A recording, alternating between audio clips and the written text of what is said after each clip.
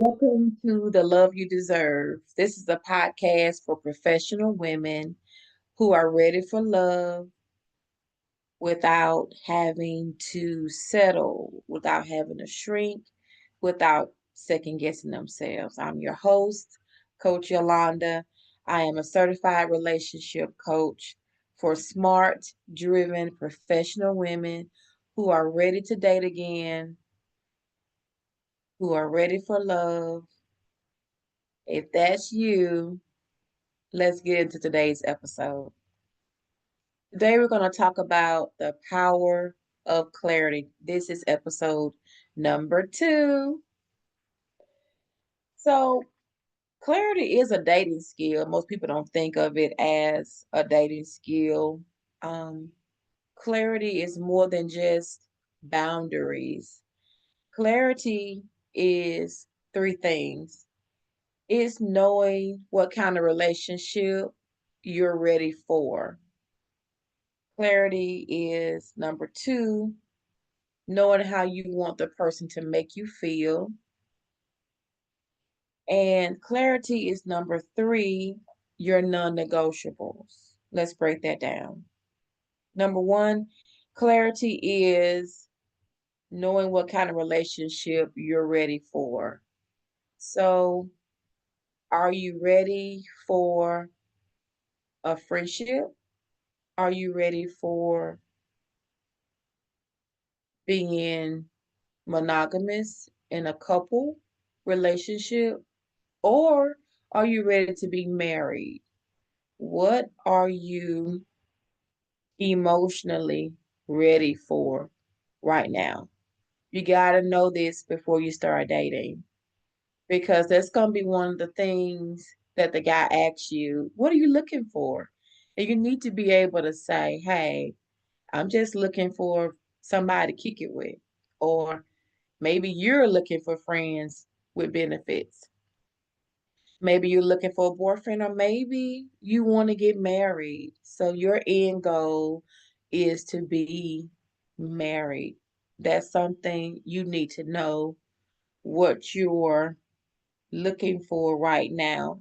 How do you want that person to make you feel? Is it just a friendship? So y'all just kicking it? If you're in a relationship, do you want that person to make you feel like, hey, when I'm with him, I'm the only woman he sees. I'm the only woman in the room. I want him to make me feel like I am a priority.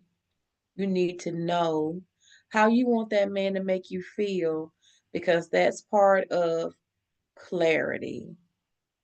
And 3, you need to know what your non negotiables are. When I use the term non negotiables, what I mean is, what are your deal breakers? What are you not going to put up with? For me, my non negotiable is fidelity. If you're unfaithful to me, we're done. We're not going to talk about it. We're not going to counseling about it. It's a wrap because ahead of time I told you, this is my non negotiable. You're going to be faithful to me because I'm faithful to you. And so if you can't control your body, then you're not the guy for me. So what are your non-negotiables? It's important that you know because that's one of the things that you need to express while you're dating this guy. He needs to know what your deal breakers are. What would make you say, I'm out? He needs to know. Clarity keeps you from wasting time dating the same kind of men over and over. I know that I have dated multiple guys with different names, but they were the exact same man over and over. And that happened to me because I wasn't clear about what I wanted. And so I was just settling for the next one that came along, and it was the same kind of guy because you attract what's in you. Mm. Did you hear what I just said? You attract what's in you. If you don't feel like you're good enough, you're going to attract a man who will misuse you and mistreat you because that's the energy you're giving out, and that's what you're going to attract. So being clear about what you're ready for, being clear about how you want that person to make you feel or how you want that person to treat you, and then your non-negotiables, being clear about what you're willing to settle for is very important. I want to transition into a what I call a clarity checklist. So I want to give you about 5 questions to think about as you're making this list, as you're thinking about, well, what do I really want in a dating relationship? I think these questions will help you get clear. Number one, are you dating for partnership because you want to be a couple, maybe one day married? Or are you dating just to have fun? You need to know. Number two, are you emotionally available right now? Have you dealt with the hurt from the last relationship? Are you whole in your emotions? That's a really good question because sometimes we can feel like we're ready, but emotionally we're not ready because we haven't forgiven the last guy that broke our heart, the last guy that misused us. We haven't forgiven him for hurting us, and we haven't forgiven ourselves for allowing him to hurt us. And so maybe sometimes we need to forgive ourselves. And if you're in that situation where mm, you can say, Coach Yolanda, I'm not emotionally ready right now. I want to date, but I still have some issues.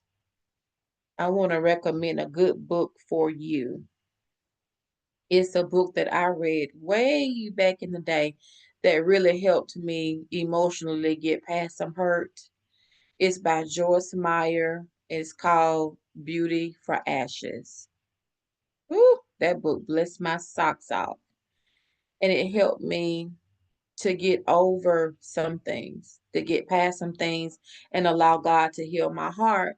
And so when my husband came along, I was much, much more open to relationships because I had dealt with that hurt and I was able to actually give him my heart in relationship, and that meant a lot to him. So number 3, what do you bring to the table relationally? See, you thought I was gonna say money. See, you thought I was gonna say what you got in the bag. No. What do you bring to the table as far as relationship skills? Are you a good listener? Do you talk all the time and don't let anybody else talk? But see, when you're on a date, you need to find out about him. And if you're doing all the talking, then you're not listening. Are you a giver in relationships or just a taker? Now, let me balance that and say, I don't want you to be an over giver. I don't want you paying for dinner every time y'all go out to eat. I don't want you buying him gifts every other weekend. I don't want you putting out more effort than he is, because that's not balance. It's okay to be a giver, but give according to what is given to you in relationships, especially when you're just starting out and you're learning each other. See where he is. Um, and please, please, please, please, please, how many Judge Judy episodes have I seen where the lady starts dating the guy finds out that she got some money, that she got the bag, and that he hits her up for a loan, and then He breaks up with her and he's gone. Look, I know you ladies got big hearts, and I know that sometimes these guys can come with such sob stories and you can really feel sad for them, but their money management problems are not your problem. Keep your money to yourself. If you want to loan somebody some money, get it in writing. It's a promissory note. It is a loan. But I don't advise you loan anybody any money that you just met, especially a man in relationship. That's a rabbit trail. Somebody's pulling on me. That's for somebody. Do you communicate well? Communication is not just talking, it's listening, but it's also being clear. It's watching your nonverbal cues. Are you talking with an attitude when somebody asks you a very simple question? Is everything an attitude with you? Why? It's coming from you're not you're not whole. Are you consistent? Do you keep your word? Are you honest? Are you loyal? If I ask your best friend, can I depend on you? What would she say? Good questions. Number 4, what lessons have you learned from the last relationship? Think back to your last relationship. Some of us have to think back further than others. Your last relationship, it taught you something. What did it teach you? And what can you take from that that's healthy and bring it into your new relationship? And then number 5, what patterns are you not willing to repeat? What patterns did you have in your last relationship that you are not willing to repeat? I had to come to the conclusion I was not willing to allow another man to run over me, to misuse me, to mistreat me, just for the sake of having a man. There was an expression when I was growing up where they would say, having a piece of man is better than having no man at all. And I want to tell you that's a lie. That's a lie, ladies. And I know that society makes us feel like something's wrong with us if we don't have a man. But listen, having peace of mind, having peace of mind is priceless. Having a man that you trust, that you don't have to worry about when he out of your sight, oh, priceless. I would much rather be single than to be in a relationship with a man that I couldn't trust out of my sight.